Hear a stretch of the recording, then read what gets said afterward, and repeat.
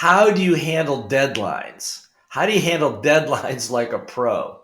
Now, if you notice, there are some people that they tell you you're going to do something, they do it, okay, and they get it done. So, how do you handle a deadline? Couple of things to think about. Number one, this is probably the most important thing. You'll notice that people that achieve a lot, that make their deadlines, it's an agreement, and they don't make a lot of agreements. Let me say that again. Don't overcommit yourself, and don't make a lot of agreements. In other words, do not commit yourself to things that you cannot do, or you're questionable about doing, or you don't have time to do. Just say no. Learn to say no. I tell people that before you even set goals or New Year's resolutions, or before you do goal setting, before you set a goal, make a list of things you're going to stop doing. Stop doing. The problem is, the reason people don't achieve their goals or meet their deadlines is they got either so much going on that they can't get it all done, or they get it half of it done half effectively, or they just give up on even setting a deadline. Okay, so the thing here is with deadlines, kind of like what we talked about earlier about changing a habit, takes some discipline. So number one, only make agreements that you intend to keep. That's part of my code of honor, by the way. A code of honor is a set of rules that you have for yourself, for your team, possibly even in your relationships. Okay, but only make agreements that you're willing to keep. That and to focus on that a little bit more, since we're on it, is that a deadline is an agreement. A deadline is an agreement. It's you making a commitment that I'm going to get something done in a certain amount of time, and it's assuming that there's somebody else or another group or yourself involved, making an agreement with yourself. Okay, then I'm going to clean my house by the end of the week. Simple. Okay, but we get to the end of the week, we don't do it. Why? The damaging thing about this, about not keeping a deadline, you just broke an agreement. And every time you break an agreement, that hurts you. What happens? You learn to not trust yourself. See, I know you weren't thinking about that, but I'm going to tell you that if you make agreements and don't keep them, and you don't, and the only person who really knows you don't keep them in many cases is you, and you know it. And so what happens is, as you go to take on further challenges, you don't trust yourself as much. You don't feel as confident about it. Your energy's not as high. Why? Because you've built a track record of breaking these agreements. And so, just like as if you were in a negotiation or relationship with someone else or yourself, you don't trust them. Do you trust a person that breaks their agreements? A person that says, I'll be there at 3:00 this afternoon. They never show up. They never call. Do you trust them? Of course not. Same thing happens to you. That's why deadlines, while it's like, well, it's an imposed deadline by my boss or whatever, doesn't matter. The thing is, it's not the damage that happens to the company, or the damage or the upset with your boss. It's what it does to you when you break these agreements. Okay, so having said all that, if you want to keep your deadlines like a pro, be a pro. Choose the agreements you want to keep. You can't keep all agreements with everybody. And if you're worried, well, they won't like me unless I do it, or I'll lose my job. No, that's not necessarily true. If you're honest, forthright, and you work out a plan, then you can keep the agreements that you need to keep. And again, I don't know very many bosses that are going to say, that are going to, if that are going to get on your case if you're honest with them, to tell them, hey, look, I want to do this, but I got this other priority you have me doing right now. I want to get that done, and then I'm happy to take on the next one. Okay, so let's go through the list here. Okay, number one, create a plan, break it down. Okay, if your deadline is to make a certain amount of money, lose a certain amount of weight, break it down, create a plan. We call that a PERT chart, P-E-R-T, Program Evaluation Review Technique, used by the United States military to create ballistic weapons. It was used to put a man on the moon. It was used to plan the Winter Olympics. This planning process, you don't need to understand it, but a process somehow, if you set this goal, again, this relates back to changing habits. This goal that you set, you break it down into meaningful steps. When we climb Mount Kilimanjaro every year, we are taught by our mountain guide not to ask about what's going to happen the next day or the next day or the next day. We are focused on one step at a time. Now, before we climb, we know we're going to have 5 camps before we get to the summit. That's what we know. It's planned out. But once we start, we don't think about it anymore. Same thing with a deadline, okay? Same thing with any kind of a deadline. Break it down into its meaningful parts.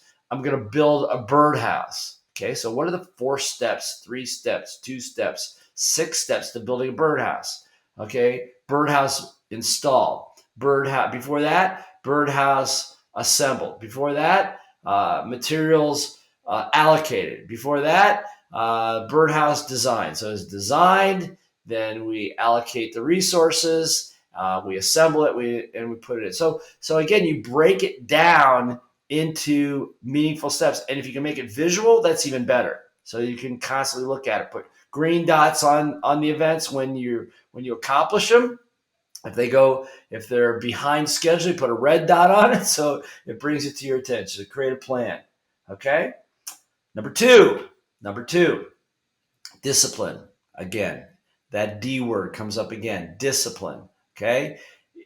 Just because the deadline's uncomfortable, just because the deadline is a stretch, doesn't mean you don't do it. And you certainly don't blow it off.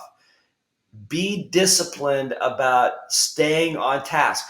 So now you understand why you don't want to load yourself up with too many. Okay? Because if you load too many, it's physically impossible to get it done. Another corollary to that is if you're a business owner and you're working alone, this is very difficult because you have so many deadlines to meet. And if you find yourself in overwhelm, it's probably because, listen to this, you don't have a team. So whether it's a volunteer team, whether it's a full-time team, part-time team, if you want to take on more deadlines like a pros don't do everything themselves. They allocate, they delegate, they work with other people, they keep them coordinated so that you can actually get the deadline accomplished. If you're trying to throw it all on yourself, which is a typical self-employed tactic, you will burn out and you will fail. And all the bad things about not making a deadline, like you don't trust yourself, you don't want to make commitments, you get irritable. Those are all the things that are going to happen to you. One way out of it, get a team together, okay? Discipline and focus. Again, on the deadlines, I think I already covered this. Number 3 is learn to say no. Learn to say no to certain things. Number 4, commit to only things that you're willing and able to do. And if you're not able to do it, here's the other thing. Communicate. This is another rule of my code of honor. First of all, only make agreements you're willing and intend to keep. Number 1, we said that. Number 2, communicate a potential broken agreement at the first available time. I'll say it again. If in fact you run into a challenge, communicate a potentially broken agreement at the first available time. Let me give you an example. Let's say you and I decide we're going to go have lunch on Thursday afternoon. We're going to have lunch together. Yay, really good, okay? So, and today's Monday. And all of a sudden, I completely forget about it. And it's now Wednesday, and I know I've got a schedule conflict. I just discovered I got a conflict. I forgot about it. I got a conflict right now. What should I do? Well, of course, I should get on the phone, or I should text you right away and say, look, I'm not going to be able to make this. I'm so sorry. Let me know, or let the other person know immediately. Even if you might be able to make it, you run into a problem, let them know. Why? Because that's respectful. It's going to save your self-esteem. It's going to keep you on track like a pro. And let's say you completely blew it all, and it's Thursday, and we were supposed to have lunch, and now it's Thursday afternoon, and all of a sudden I go, oh my God, I was supposed to have lunch with you. Oh my God, what should I do? Well, maybe I'll think, well, hopefully they forgot about it too. No, even if you've blown it completely, get on the phone, text immediately, and clean up the broken agreement. Why? It's going to clean 2 things up. It's going to clean up your relationship with the other person, but mostly it's going to clean up your relationship with yourself. You're going to feel good about it rather than carrying it around. Oh my God, oh my God, oh my God. Hopefully they forgot about it too. Okay. So when it comes to keeping agreements, clean them up. Communicate any potential broken agreement at the first available time. Most important, last one. Most important thing about deadlines: keep those deadlines with yourself. Keep the agreements to yourself. You notice in this piece about deadlines, I'm not talking so much about deadlines because it's not the deadline. It's kind of a bad term, don't you think? Deadline, you drop dead after you cross this line or whatever. It's an agreement. Deadlines are agreements. Agreements, time is an agreement. Time, when you set a time to be someplace, that's an agreement. Now you don't think, well, it's not really agreement. Yeah, it is. It's an agreement. And again, I'm focusing here on part of the biggest damaging part to not keeping those time agreements and those deadlines is not the damage that you do to the other relationship, which is bad enough, or the upset or the disappointment other people have. It's what you do to yourself because you know you didn't do it and you know you didn't clean it up. And so you start not trusting yourself as much.